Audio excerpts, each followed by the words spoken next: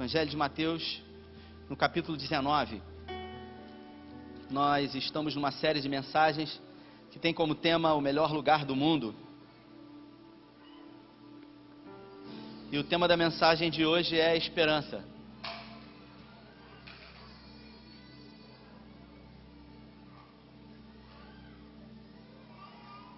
Mateus, capítulo 19. Se você achou, diz amém. Glória a Deus. Glória a Deus. Vai sair ali, querido. Bota lá no telão lá. A partir do versículo 16. Na minha Bíblia está escrito assim: Eis que, aproximando-se dele um jovem, disse-lhe: Bom mestre, que bom farei para conseguir a vida eterna? E ele disse-lhe: Por que me chamas bom? Não há bom senão um só, que é Deus. Se queres, porém, entrar na vida, guarda os mandamentos. Disse-lhe ele: Quais? E Jesus disse: Não matarás, não cometerás adultério, não furtarás, não dirás falso testemunho, honra o teu pai e a tua mãe, e amarás ao teu próximo como a ti mesmo. Disse-lhe o jovem: Tudo isso tenho guardado desde a minha mocidade. O que me falta ainda? Disse-lhe Jesus: Se queres ser perfeito, vai, vende tudo o que tens, dá aos pobres, e terás um tesouro nos céus. E vem e segue-me. O jovem, ouvindo essa palavra, retirou-se triste, porque possuía muitas propriedades. Disse então Jesus aos seus discípulos: Em verdade vos digo que é difícil entrar um rico no reino dos céus. E outra vez vos digo que é mais fácil passar um camelo pelo fundo de uma agulha do que entrar um rico no reino de Deus. Os seus discípulos, ouvindo isso, admiraram-se muito, dizendo: Quem poderá, pois, salvar-se? Até aqui. Pai, essa é a tua palavra, e nós pedimos uma vez mais que o Senhor possa fluir aqui como um rio, que a tua palavra, que é poderosa, possa alcançar mentes e corações e despedaçar todo jugo de lei, tudo aquilo que impede os teus filhos de viver na perfeita e plena graça do Senhor. Nós queremos viver segundo aquilo que o Senhor deseja para nós. O Senhor morreu na cruz do Calvário, ao terceiro dia ressuscitou, sofreu, foi humilhado, escarnecido, por amor a nós, para que pudéssemos desfrutar de uma vida com abundância de vida em graça. Por isso te pedimos, fala conosco aqui, Pai. Essa é a nossa oração em nome de Jesus. É uma palavra muito conhecida. Eu gosto muito desse texto. Jesus, aqui, nesse momento, ele se encontra com um jovem rico. Um homem que possuía muitos bens materiais. E esse jovem rico, ele tinha uma pergunta, ele tinha uma inquietação na sua alma. Ele desejava saber o que ele poderia fazer para herdar a vida eterna. A verdade é que o dinheiro, ele pode comprar muitas coisas, mas o dinheiro jamais vai poder comprar a paz, porque a paz verdadeira somente está em Cristo Jesus. Ele tinha dinheiro, mas ele não tinha paz, ele tinha um desassossego de alma. E por isso ele vai em direção a Jesus e indaga a Jesus, pedindo. E é interessante nessa colocação do Mateus Henrique, quando ele chega para Jesus, ele faz uma pergunta sobre vida eterna, sobre algo futuro.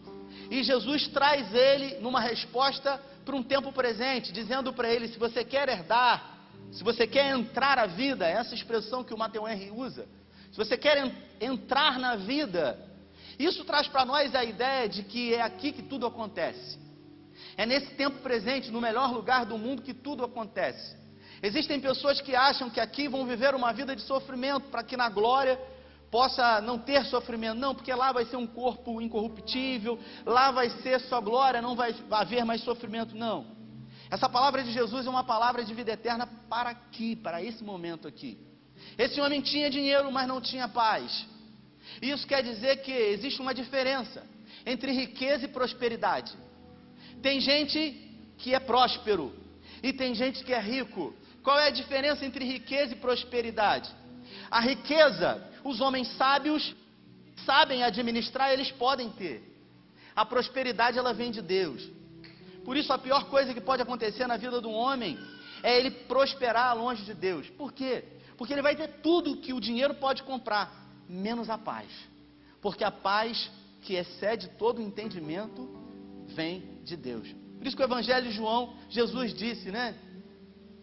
Deixo-vos a minha paz, ele disse. A minha paz eu vos dou, não vou lá dou como o mundo dá. Por que isso? Porque existe no mundo uma paz. Jesus diz aqui que ele deixa a paz dele. Mas no mundo existe uma outra paz. A paz do mundo é uma paz circunstancial. É uma paz efêmera, uma paz passageira. Você quer ver um momento? Uma coisa? As pessoas que bebem, que vivem embriagadas, as pessoas que têm o vício do álcool, são pessoas que não têm paz. E tudo que elas desejam é beber para que a bebida, o álcool, possa produzir a paz dentro do coração delas. E o álcool, ele produz paz, só que é uma paz passageira. É uma paz momentânea, é uma paz circunstancial. As pessoas que usam substâncias químicas, elas desejam, elas buscam essa paz. Só que a verdadeira paz só está em Cristo Jesus. No mundo existem vários tipos de paz. Existem mulheres que elas se encontram atribuladas e elas dizem assim para os maridos dela: ah, eu estou muito estressada, eu estou precisando comprar. Porque quem compra tem paz. Amém? Amém ou não? Se você disser que não, seu marido vai travar a partir de agora as compras que você gosta de fazer. Só que a paz do mundo é circunstancial. Você quer muito um telefone novo, e aí você vive pensando e pesquisando, aí você tem uma ideia, você vai no Google, aí você bota lá iPhone Plus 8, você não tem mais sossego. Toda vez que você abre o telefone tem 1000 mensagens desse iPhone lá. Eu falo assim, gente, como é que pode? Como é que eles estão sabendo de tudo? E eles botam oferta, promoção, aí você compra o telefone. Quando o telefone chega para você, você tem paz. Só que essa paz é circunstancial. O tempo passa e essa paz vai embora. Só que a paz que Cristo dá, não, ela não é passageira, ela é eterna. Por isso, esse jovem aqui, ele tinha dinheiro, mas ele não tinha paz. Aqui a gente vê uma conversa de Jesus com um homem rico, que a gente vê duas esferas: a esfera da lei e da graça. E a lei mosaica, que está em Êxodo capítulo 20, ela traz a ideia de obrigação, de obrigatoriedade. A graça não, é favor não merecido. Você não merece, mas ainda assim você recebe. Por isso ele chega para Jesus, porque ele tem um entendimento de que existe alguma coisa que ele possa fazer para receber essa paz. Ele chega para Jesus e ele diz: bom mestre, porque ele era inteligente, ele era sábio. A prova de que ele era sábio é que era rico, ele sabia administrar os seus bens. Mas ainda assim ele chega para Jesus e ele diz: o que eu posso fazer para herdar a vida eterna? Ele tinha sabedoria, mas essa sabedoria era uma sabedoria humana. Não permitia com que ele descobrisse o que ele poderia fazer. E ele pergunta para Jesus. O problema aqui não é dinheiro. Jesus diz para ele: vá, vende tudo que você tem, dê aos pobres e me segue. Jesus não diz que depois de fazer isso ele teria paz. Porque Jesus olha para o coração dele e vê que existe uma barreira. Existe algo que impede ele de receber essa paz, essa vida, que é o dinheiro. O dinheiro aqui é um detalhe. Jesus não queria que ele fizesse filantropia. Jesus não queria que ele fizesse obras sociais. Jesus queria que ele se livrasse daquilo que estava impedindo, atrapalhando ele de receber essa paz. E aqui a gente vê essa conversa sobre a lei, porque a lei, ela sempre vai colocar o homem no centro. Porque a lei está diretamente ligada à humanidade, ao humanismo. E o principal lema do humanismo é: o homem é o centro e dele convergem todas as coisas. Por isso, na lei, o que importa é o que eu faço. A partir de um sacrifício, eu recebo alguma coisa.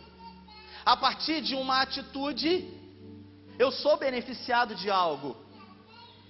Então a lei, ela sempre vai colocar você no centro. Você é o alvo. Você é o foco. Você é o centro. Eu me sacrifico e por isso eu recebo. Na lei, nós vivemos numa esfera meritocrática.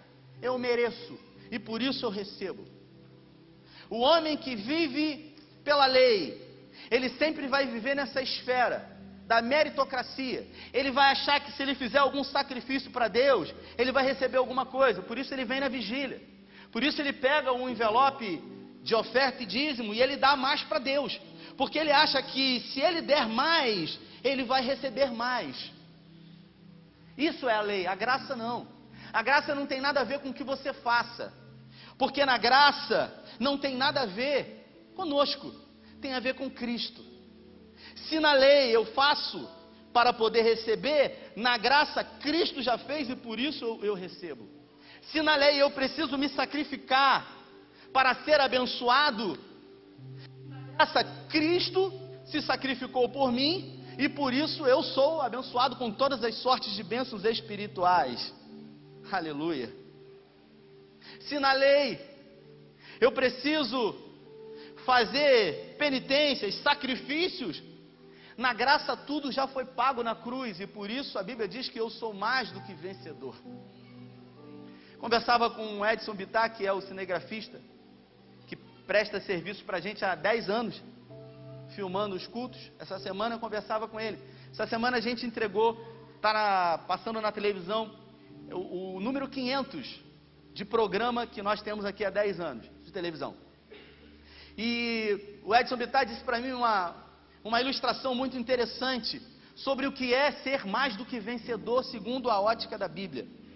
Ele disse para mim, trabalhou muitos anos em televisão nos Estados Unidos, e um dia ele estava filmando um pastor americano, e o pastor americano disse, ser mais do que vencedor usou uma ilustração, na época que o Mike Tyson ele lutava, boxe.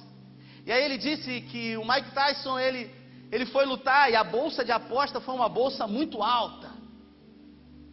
E aí colocavam-se muitas expectativas, quem ia ganhar. Mike Tyson era um fenômeno. E aí ele foi para a luta e ele ganhou toda aquela bolsa e o Mike Tyson ganhou muito dinheiro. Só que a esposa do Mike Tyson pegou o cartão de crédito e ela gastou todo aquele dinheiro que o Mike Tyson havia ganho. Ou seja, Mike Tyson lutou, mas a esposa dele é mais do que vencedora. Você consegue entender isso? Não é nada que você faça.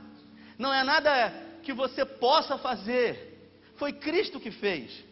Ele fez por mim e por você. E através do seu sacrifício, nós recebemos por herança em graça todas as benesses do Senhor para mim e para a sua vida.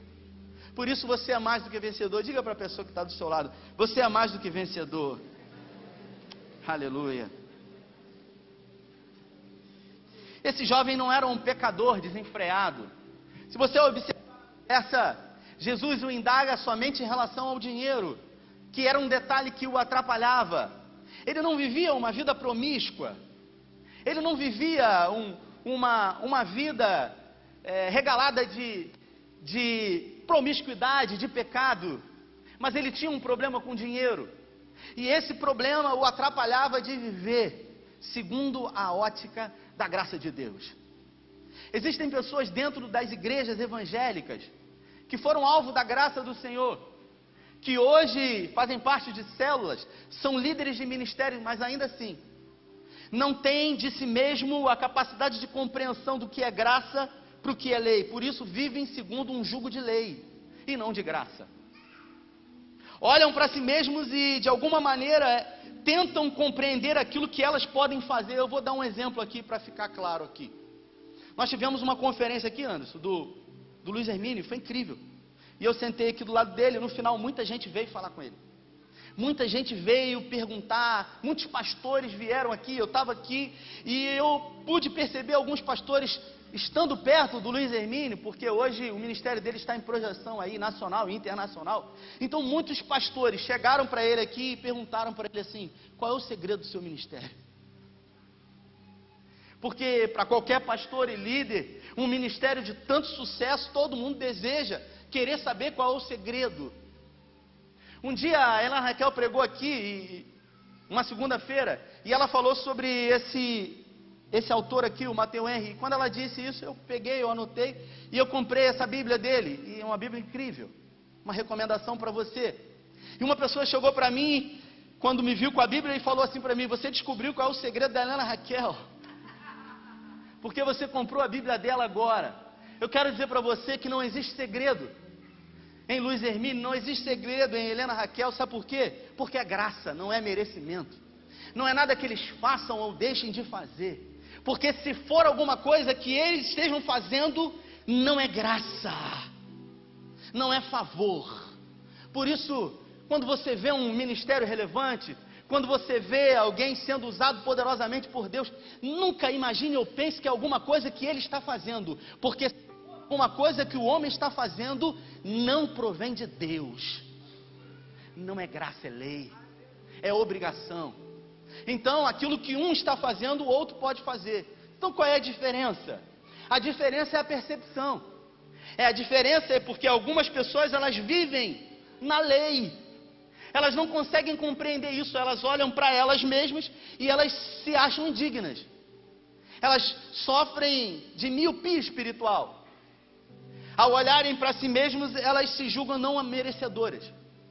Elas olham para o outro e acham que o outro é melhor, mais íntimo de Deus, mais próximo de Deus, e por isso ele recebe mais de Deus. Escute o que eu vou dizer: não existe nada que você possa fazer, não existe nada que as suas mãos possam fazer, não existe nada que o seu dinheiro possa fazer para que você seja algo de alguma coisa da parte de Deus. Não é nada sobre nós, nunca foi sobre nós, é sobre Cristo. Por isso, no cristianismo, Cristo é o centro e todas as coisas convergem dele, diferente do humanismo. Então tudo é por Cristo, tudo é através do que ele fez por nós. Só que existem pessoas que não conseguem entender isso.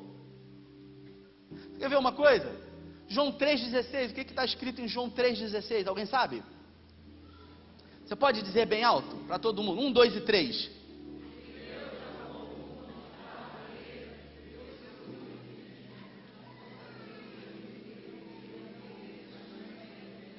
Só tem crente aqui, Fonseca.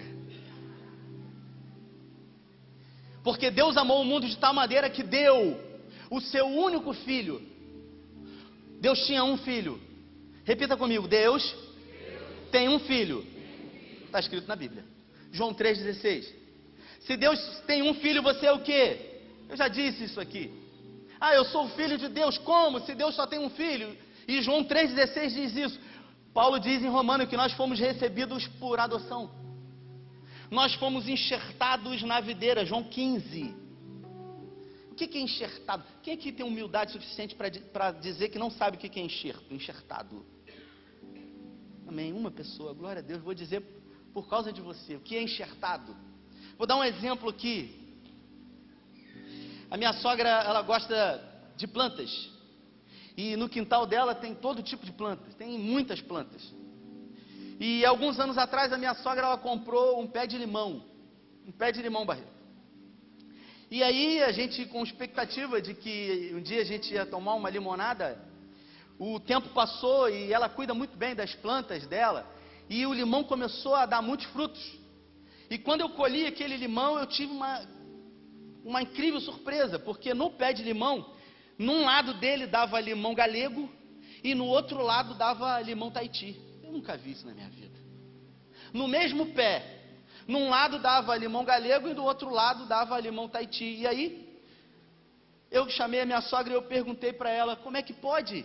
Um pé de limão dá limão galego e limão Tahiti. E aí ela me chamou até a árvore, me levou até a árvore, e ela me mostrou que quando a árvore era pequena foi feito um enxerto ali. Foi colocado ali, foi descascado um pedaço da raiz do limão galego e foi descascado do outro lado e foi colocado junto, foi amarrado. Foi feito um enxerto ali e o enxerto produziu vida. E isso quer dizer que agora o limão galego, ele só pode produzir frutos se ele estiver ligado no limão Tahiti. Isso quer dizer que nós fomos enxertados na videira, e quem é a videira? Cristo. Você só pode dar fruto se você estiver nele. Isso quer dizer que tudo que Deus faz por mim, por você, não faz por você, faz por Cristo. Por aquilo que Cristo fez por nós. Nós não éramos merecedores de nada, mas segundo o amor de Deus, e segundo o sacrifício de Cristo por nós, hoje nós recebemos. Teve uma pessoa que um dia me perguntou, por que Deus não acaba com a maldade? Fábio, por que se Deus é bom, por que Ele não acaba com a maldade? Porque se Deus acabar com a maldade, Ele vai acabar com você. Porque a maldade está em mim, está em você. A Bíblia fala, vós sendo maus, sabeis dar boas coisas aos vossos filhos. Nós somos maus. Se Deus tem que acabar com a maldade, Ele tem que acabar com você. Por isso Ele não acaba. Mas, mesmo sendo maus, ao olhar para nós, Deus Ele consegue ver o sangue de Cristo que está sobre a minha e sobre a sua vida. Aleluia.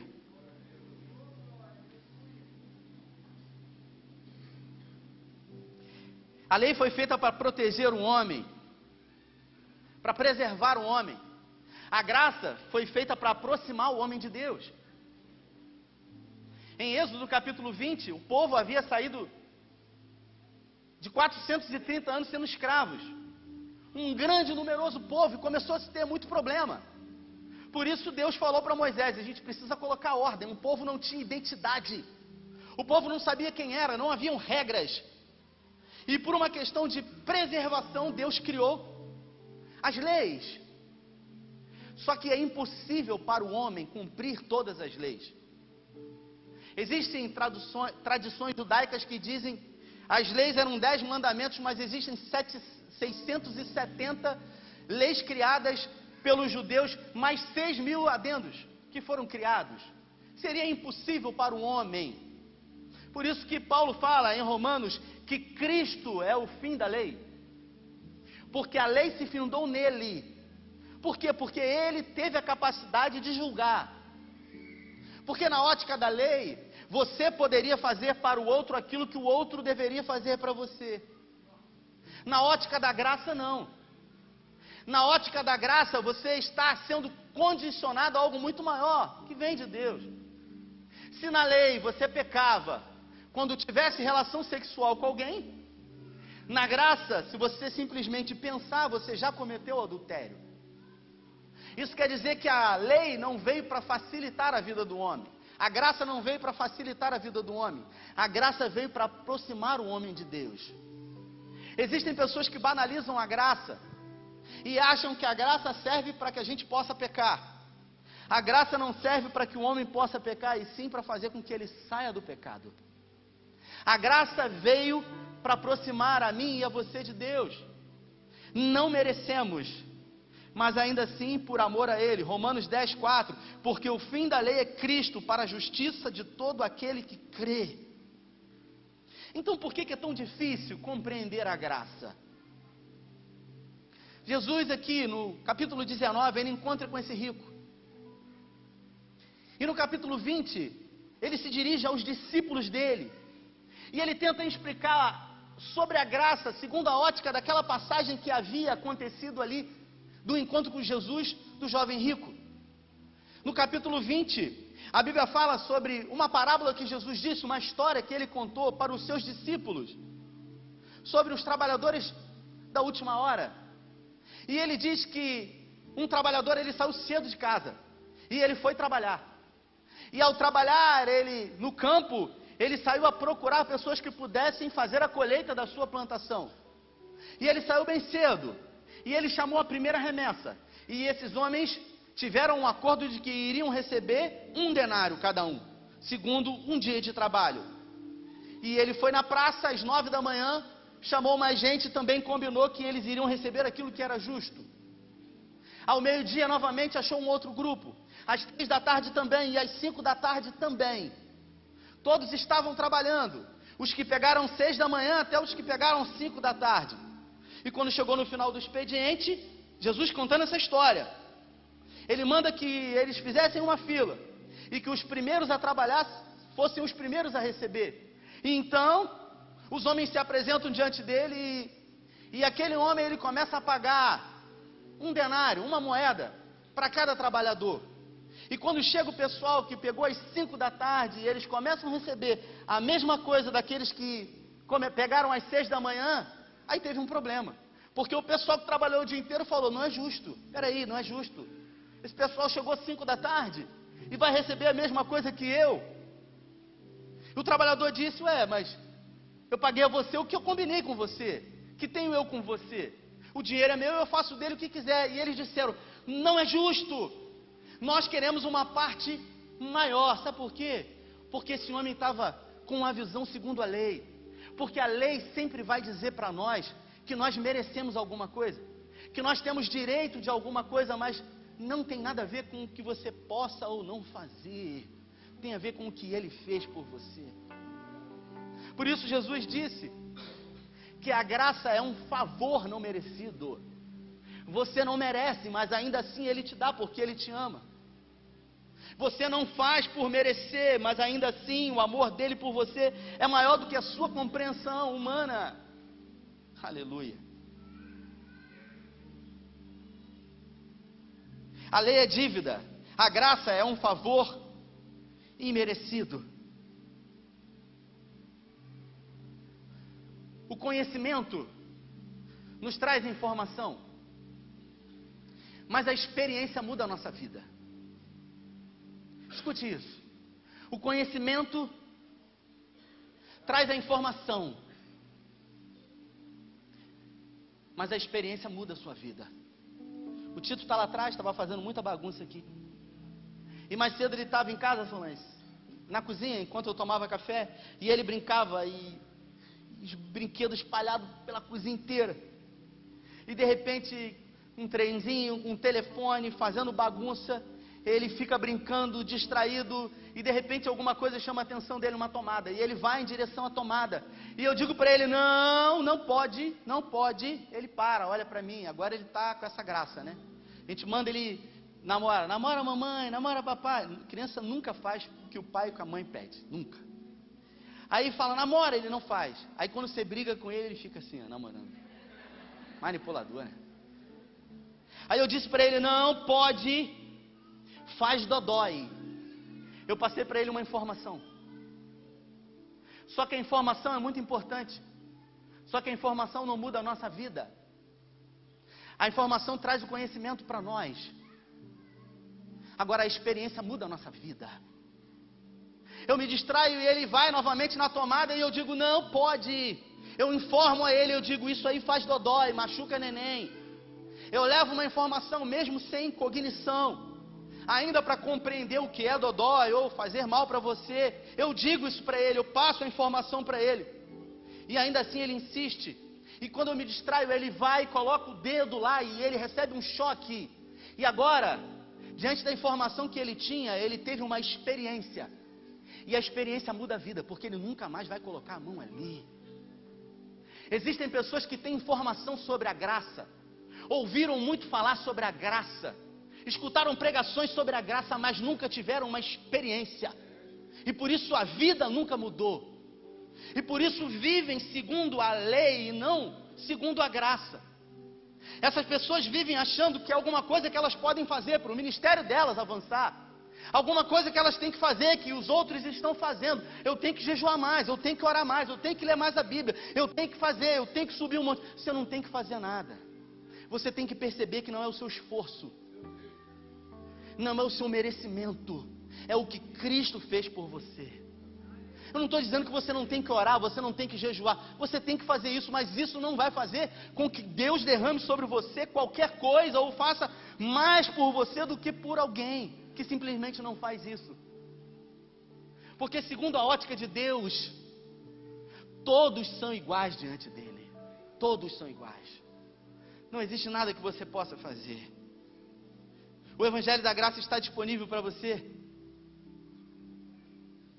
Por isso, você não pode limitar a sua visão há uma concepção de lei, achando que as pessoas recebem alguma coisa ou têm dinheiro porque elas fazem alguma coisa. Escute o que eu vou falar. Quem tem dinheiro é porque trabalhou muito, soube administrar ou está envolvido em alguma falcatrua. Mas isso não quer dizer que simplesmente porque essa pessoa tem dinheiro ela deu certo. Deus a abençoou, não. O Evangelho da Graça, ele está disponível a você. Isso quer dizer que não existe nada que Deus possa fazer por você que Ele já não tenha feito. Ele já fez tudo por você. Eu vou repetir. Ele já fez tudo por você. Não tem nada que você possa fazer. É uma questão de percepção. É uma questão de você viver numa outra atmosfera, num outro ambiente. Porque aqui, nesse ambiente aqui, nesse público, existem pessoas que estão vivendo uma vida segundo a graça. E nesse mesmo ambiente aqui existem pessoas que estão vivendo segundo a lei. Então não é um ambiente, não é o lugar onde você entra. O Evangelho do Reino de Deus, ou o Evangelho da Graça, não é um lugar onde você entra, onde você está. O Evangelho da Graça é uma questão de percepção. Você percebe. Você olha à sua volta, você olha para você, você olha para o que você faz, você olha para o que Cristo fez por você e simplesmente você se apropria. Você toma posse. E quando você compreende o que é isso, há um avivamento dentro de você. Eu li essa semana o que Michael Brother escreveu no livro que eu estou lendo. Ele disse o seguinte: avivamento é quando a capacidade, ao longo do tempo, a capacidade de convencimento do Espírito Santo na sua vida, ela é elevada à potência máxima. Olha que incrível. Avivamento é quando a capacidade de convencimento durante o tempo na sua vida é elevada à potência máxima. Isso quer dizer que não existe nada mais para ser convencido em você. Você é totalmente dele. Não há mais resistência na sua vida. Quando todas as suas vontades são as vontades de Deus, quando não existe nada que o Espírito Santo deseja ou precise convencer em você, há um avivamento dentro de você. Porque aí você se torna alguém em Cristo. Alguém que entendeu o seu papel e se colocou nele como alvo da graça. Eu sou o alvo da graça. E por ser alvo da graça, eu me torno um marido melhor. Avivamento. Eu me torno um pai melhor. Avivamento. Avivamento de dentro para fora. Eu me torno um empresário melhor. Avivamento. Onde quer que eu esteja, ali a presença de Deus está. E a graça se manifesta através da minha vida. Aleluia. Glória a Deus.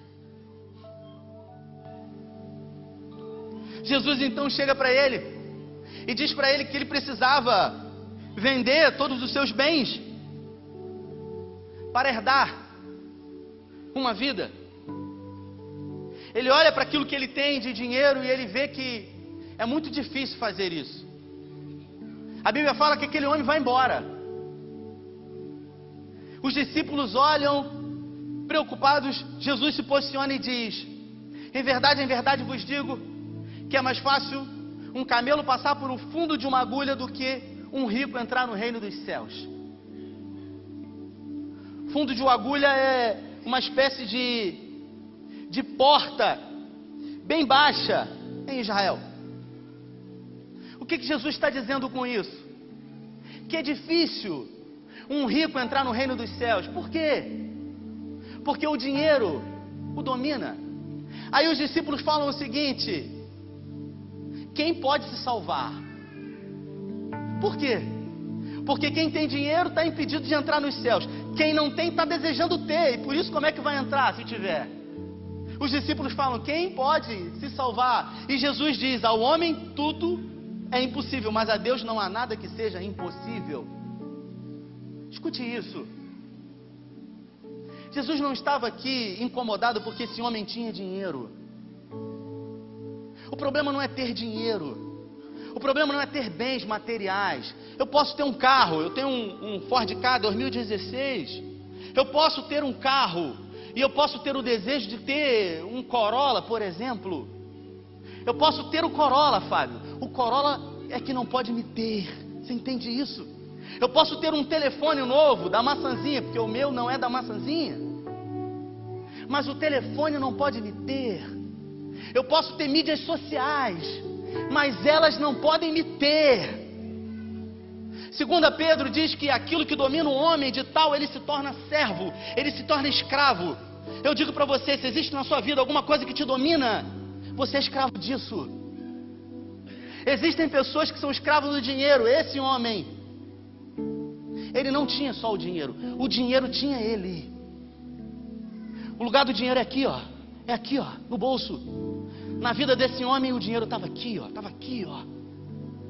Por isso, não existe nenhum problema você ter carro. Não existe nenhum problema em você ter casa. Não existe nenhum problema em você ter lancha. Não existe nenhum problema em você ter conta bancária com dinheiro. As coisas é que não podem ter você. Porque a partir do momento em que você entende que tudo que você tem é fruto da graça de Deus, você entende que tudo que você tem não é obra das suas mãos, e por isso você não tem medo de perder, você não se apega a elas, porque foi Deus que te deu, mesmo você não merecendo, mas alvo da graça alcançou a sua vida, e por isso você recebeu. E uma vez que você recebe, mesmo não merecendo, mas sendo um discípulo dele, você entende que tudo foi ele que te deu, por isso você não se prende a nada disso.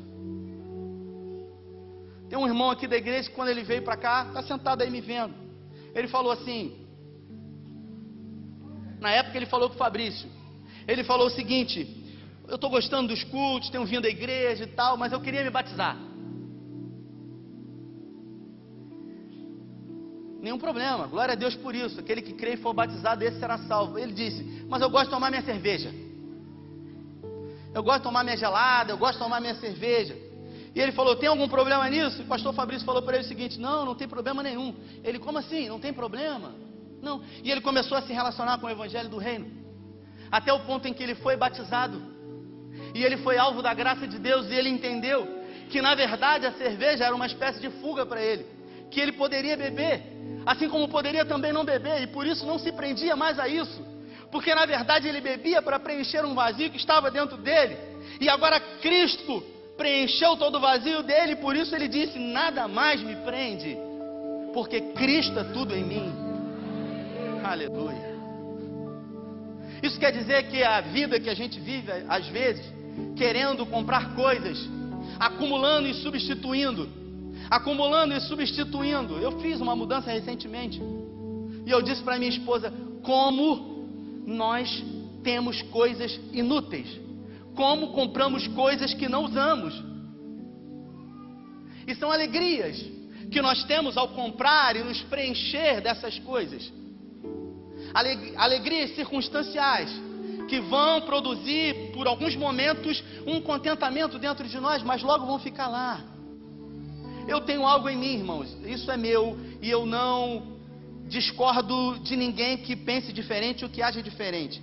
Aquilo que é meu e não serve mais para mim, eu não vendo, eu não troco, eu dou para alguém, eu abençoo. A minha esposa está aqui na frente, ela sabe disso.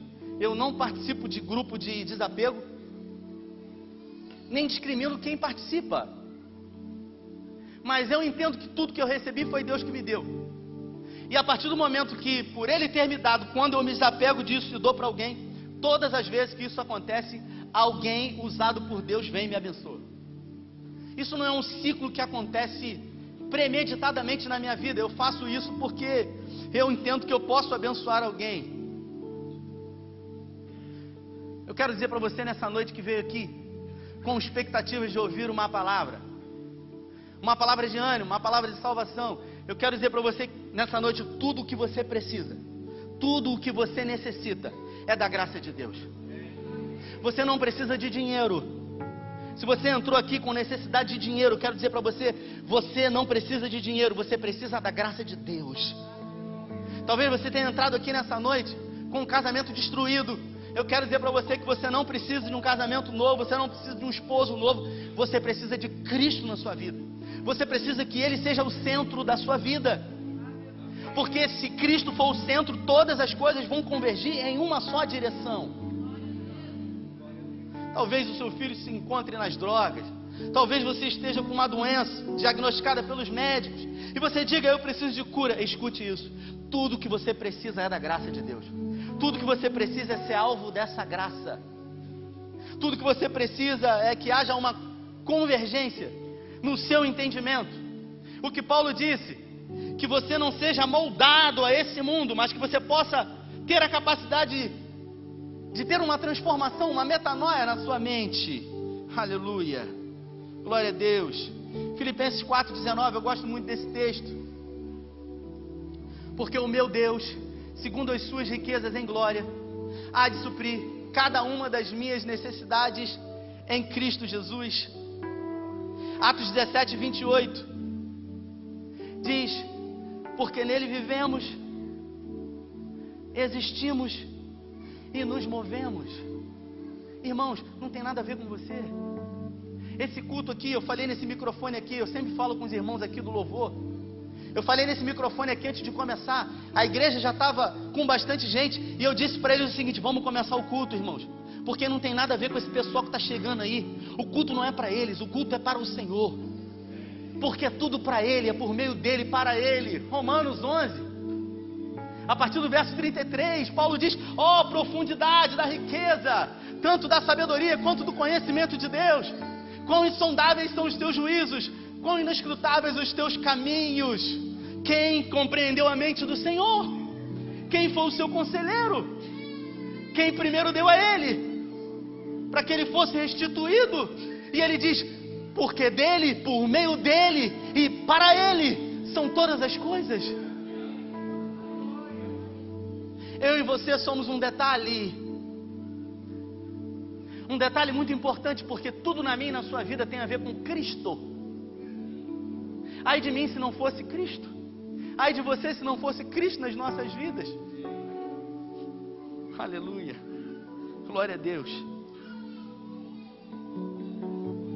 Por isso eu careço desse favor. Por isso eu sou carente dessa graça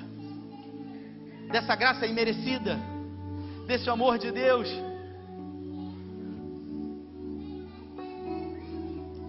Glória a Deus. O Tito está animado aí, ó.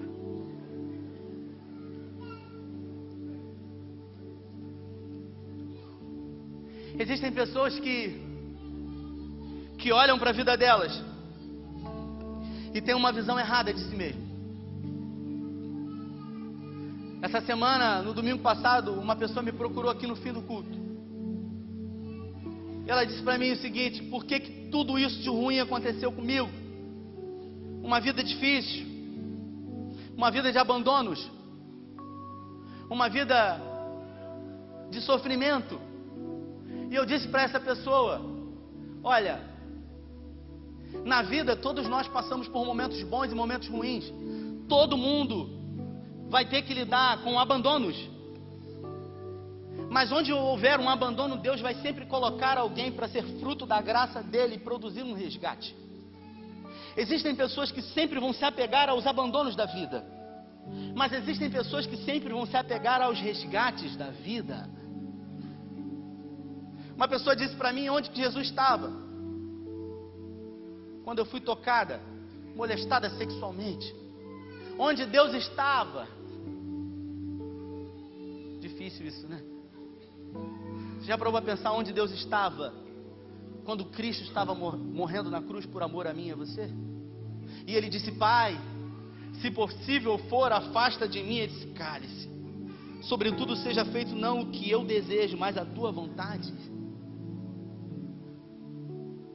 A morte de Cristo na cruz foi por amor, simplesmente por amor a mim e a você. No Antigo Testamento eram feitos sacrifícios.